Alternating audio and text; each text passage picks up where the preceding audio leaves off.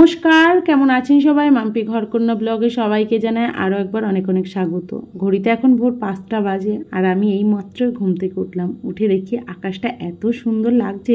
আজ হচ্ছে মহালয়া, আর মহালয়ার ভোরবেলায় উঠতে কার না ভালো লাগে। আর প্রত্যেক দিনের মতো আজও উঠেছি, কিন্তু আজ খুব তাড়াতাড়ি ঘুম ভেঙে গেছে জানেন তো, 4টের সময়। কিন্তু তখন এত অন্ধকার আমি আর বাইরে বেরোতে পারিনি, তো একটুখানি ঘুমিয়েছিলাম। তো 5টা বাজে আর উঠে পড়েছি। আর এই যে উঠে এখন ঘরের কাজকর্মগুলো সেরে নেব। প্রত্যেক দিনের মতো আজও সমস্ত কাজ করব, একই রুটিন। তবুও মনটা আজকে বেশ ভালো লাগছে। আজ যেহেতু মহালয়া, আর মনটা একদম ভরে গেল। পুজো আর বেশি দেরি নেই, হাতে গোনা কয়েকটা দিন। তো বাবু আর সোনাকেও ডেকে দিয়েছি, ওরা উঠে মহালয়া দেখছে ওর পাপার ফোনে। তো ওরা মহালয়া দেখছে আর এদিকে আমি আমার কাজগুলো করছি। আমি শুনতে পাচ্ছি, কিন্তু আমার বেশ ভালো লাগছে। আর আমি তো ফোনে চালিয়ে দিয়ে একদম আগে কাজকর্ম করতাম, যখন বাবু আর সোনা একটু ছোট ছিল তখন ফোনে চালিয়ে দিয়ে আমি কাজকর্ম করতাম। কেননা ওই সকালবেলায় উঠে দেখার মতো সময় নেই যে বসে মহালয়া দেখবো, তাহলে আবার কাজকর্মগুলো সারতে দেরি হয়ে যাবে। ওই একটুখানি হয়তো দেখলাম, তারপরে কাজকর্ম শুরু করে দিতাম। মেয়েদের বিয়ে হয়ে গেলে তারা খুবই ব্যস্ত হয়ে যায়, তাই না? বিয়ের আগে যতদিন বাবার বাড়িতে থাকে ততদিন নিশ্চিন্ত মনে যা খুশি করো, কোনো অসুবিধা নেই। ঘুম থেকে দেরি করে ওঠো বা তাড়াতাড়ি ওঠো। বিয়ের আগে যেমন ছোটোবেলাটা আমাদের কেটেছে খুব আনন্দ করে। আনন্দ বলতে খুব যে আনন্দ এমনটাও না, কিন্তু এত সুন্দর সুন্দর মুহূর্ত রয়েছে, সেগুলো ভোলার মতো নয়। তো যাই হোক, আমি ছোটোবেলায় খুব মজা করতাম আর মহালয়া দেখতে যেতাম, খুব ভালো লাগতো। আর আমার মামার বাড়িতে যেহেতু আমি থাকতাম, সেই জন্য মহালয়াটা বেশিরভাগ মামার বাড়িতেই দেখতাম। আর যখন মামার বাড়িতে টিভি ছিল না, তখন পাশের বাড়িতে দেখতাম। এত মজা করতাম, পাড়ার সবাই মিলে একটা বাড়িতে গিয়ে টিভি দেখতাম। তখন খুব ছোটোবেলা। তো তারপরে মামা একটা টিভি কিনেছিল, তারপরে আমাদের বাড়িতেও ভীষণ ভিড় হতো। অনেকে ভোরবেলায় এসে বসে থাকতো যে মহালয়া দেখব। আর আগে তো এমনই ছিল, হয়তো পাড়ার মধ্যে একটা টিভি রয়েছে, তাদের বাড়িতে বিকেলবেলায় গিয়ে সিরিয়াল দেখা, সিনেমা দেখা, এই সমস্তর জন্য বসে থাকতে হতো। বেশ মজা হতো জানেন তো। আমার তো খুব ছোটোবেলাটা তো মামার বাড়িতেই কেটেছে।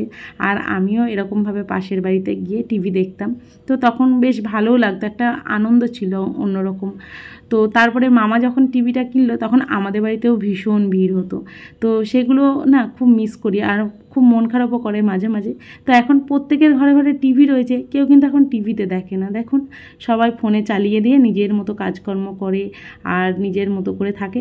টিভি আর অতটা কেউ দেখতে চায় না। তো আমাদেরও তাই হয়েছে, টিভি থাকতেও টিভি দেখা হয়ে ওঠে না, কিন্তু এই যে ফোনে চালিয়ে দিয়েছি।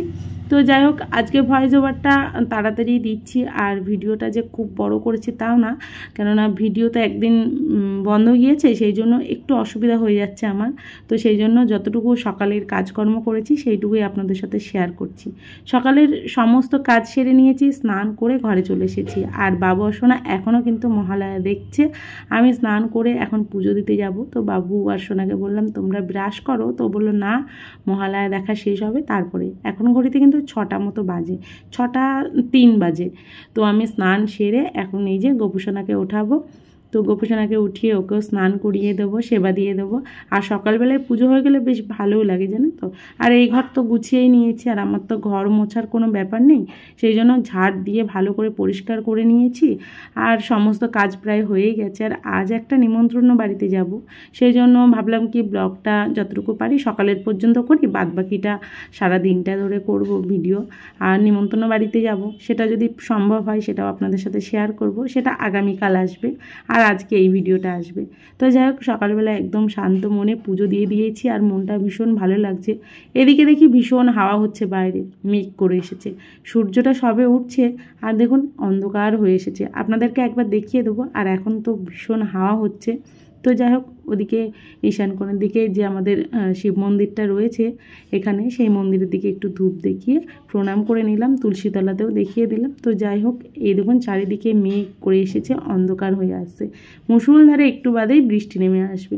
তো ওদিকে আমার পুজো দেওয়া হয়ে গেছে, স্নান হয়ে গেছে, বেশ ভালোও লাগছে। ওদিকে সমস্ত কাজও সেরে নিয়েছি, আর আমি স্নান করে ঘরেও চলে এসেছি। তারপরে বৃষ্টিটা এসেছে, নইলে বৃষ্টিতে ভিজে ভিজে কাজকর্মগুলো করতে হতো। আর এই সময় যদি বৃষ্টিতে ভিজি তাহলে পুজোর সময় শরীর ভীষণ খারাপ করবে, সেই জন্য তাড়াতাড়ি কাজকর্ম সেরে নিয়েছি। আর আমি তখনও জানি না যে আজকে বৃষ্টি হবে। তো আজকে বৃষ্টি হবে জানি, কিন্তু এই যে সকালেই হবে সেটা অতটা ভাবতে পারিনি। তো যাই হোক, সুকান্ত দিকে ঘুমাচ্ছে, আর বাবা সোনা এখনও ফোন দেখছে, মানে মহালয়া দেখছে, আর আমাকে প্রশ্ন করছে সোনা। তো যাই হোক, আগে বাবু এরকম প্রশ্ন করতো, কিন্তু ও তো প্রত্যেক বছর দেখে, সেই জন্য আর ওর এখন আর প্রশ্ন নেই। তো সোনার এখন ভীষণ প্রশ্ন। তো ওকে কিছু বলার পর আমি তারপর ওদেরকে ব্রাশ করতে পাঠিয়ে দিলাম, আর এদিকে আমি খাবার করতেও চলে এসেছি। আর বাবু আর সোনাকে সকালবেলা একটু রুটি তরকারি দেবো, তো বললাম কি একটু ছোলা আর জল খেয়ে নিতে। ছোলা বাদাম জল খেয়েছে, এখন ওরা পড়তে বসবে, কেননা পড়াতেও আসবে। তো যাই হোক, এদিকে আমি রুটিটা বানিয়ে নিই, রুটি আর তরকারি করব ভাবছি আজকে। কেননা সকালবেলায় ভেবেছিলাম একটু লুচি বা অন্য কিছু বানাবো, কিন্তু ওই যে গ্যাস নেই দেখে না আর কিছু বানাতে ইচ্ছা করছে না। আর দেখলাম তেলটাও একটু কম রয়েছে, সেই জন্য আর লুচি বানালাম না, আর রুটিই করলাম। সকালবেলায় লুচি আবার সুকান্ত খুব একটা খেতে চায় না, বলবে কি সকালবেলায় লুচি আর করতে হবে না, রুটি করো, এরকম বলে। তো ভাবলাম কি থাক, রুটিটাই করি, যদি পারি সন্ধ্যের দিকে করব। তো যাই হোক, আজকে আবার নিমন্ত্রণ বাড়িতে যাব, তো সকালবেলা এত তেলে ভাজার জিনিস খাবো না। তো যাই হোক, এদিকে তরকারিটা বসিয়ে দিচ্ছে। আর এইভাবে সিম্পলভাবে তরকারি করলে খেতে খুব ভালো লাগে, জানেন তো, টেস্টও হয় আর বেশ ভালো লাগে কালো জিরে ফোড়ন দিয়ে। তো এদিকে রুটি বানানো হয়ে গেছে, রান্নাঘরটা এবার তো পরিষ্কার করে নিতে হবে। তো চলুন আমি রান্নাঘরটা পরিষ্কার করে নিই। আর যেহেতু এডিটিংটা দিনের বেলাতেই করছি, সেই জন্য আশেপাশের একটু আওয়াজ আসবে ঠিকই, তবুও একটু মানিয়ে নিতে হবে, কিছু করার নেই। কেননা আজকেই ভিডিওটা পোস্ট করব, আর পাশে যেহেতু কাজ হচ্ছে না, সেই জন্য একটু আওয়াজ আসছে ভীষণ। তো যাই হোক, আজকে আমার মনটা ভালোও লাগছে, তবুও মনটা কোথাও গিয়ে একটু খারাপ লাগছে। আজ মহালয়া হয়েই গেল, ছেলেদেরকে দিকে তাকানো যাচ্ছে না, জানেন তো, ওদের মুখের দিকে তাকালেই মনটা ভীষণ আমার খারাপ করছে। হাতে যদি কোনো একটা কাজ করতাম, হয়তো নিজের কাছে দুটো পয়সা থাকতো, তাহলে ছেলেদেরকে কিছু কিনে দিতে পারতাম, বা ওদেরকে জামা প্যান্ট হয়তো ঠিক কিনেই দিতে পারতাম। কিন্তু হাতে যেহেতু কিছু কাজ করিই না, সেই জন্য আমার না খুব খারাপও লাগছে। সেই জন্য টাকা পয়সাটা ভীষণ জরুরি, আর মেয়েদেরকে স্বাবলম্বী হওয়াটাও খুব দরকার, জানেন তো, নইলে আমার মতো অবস্থা হবে। আমার যেমন দুর্ভাগ্যবশত আমি না স্বাবলম্বী, না আমার হাতে পয়সা থাকে, কেননা যেটুকু ইনকাম করে সেটুকু তো সংসারেই খরচা হয়ে যায়। সুকান্তরও মনটা খারাপ, তবুও ছেলে যেহেতু বলতে চাইছে না, আর বলছেও না, আর আমিও সেই জন্য ওকে কিছু চাপ দিচ্ছি না, কেননা ওরও মনটা খারাপ করবে। তো কিছু করার নেই, পরিস্থিতি যেমন আসবে সমস্ত কিছু তো মানিয়ে নিতে হবে। তো যাই হোক, আজকের মতো এইটুকুই ভিডিও থাকছে, দেখা হচ্ছে আগামীকাল। সবাই ভালো থাকবেন, সুস্থ থাকবেন। ভিডিওটা কেমন লাগলো অবশ্যই কমেন্টে জানাবেন, আর মহালয়ার দিন কে কী করলেন সেটাও তো অবশ্যই কমেন্টে জানাবেন। আর আজকের মতো এইটুকু, ভিডিওটা ভালো লাগলে লাইক কমেন্ট শেয়ার করবেন, আর নতুন কোনো বন্ধু হয়ে থাকলে চ্যানেলটা সাবস্ক্রাইব করবেন। টাটা।